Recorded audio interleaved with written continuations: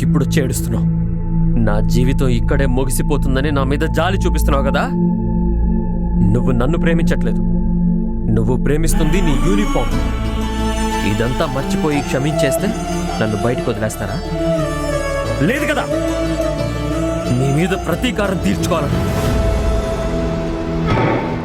ఒక అన్నయ్యగా నా జీవితానికి నువ్వు చేసింది ఇదా? నీ రక్తం పంచుకొని పుట్టానన్న మమకారం కూడా లేదు. నేను ఇందులో నుంచి బయటపడాలి. ఎందుకో తెలుసా?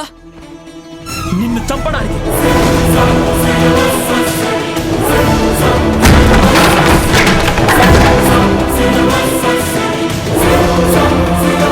ఇన్ని రోజులు నిన్ను చూడకుండా ఉంది ఎందుకో తెలుసా? నీ మీద కోపాన్ని పెంచుకోవడానికి.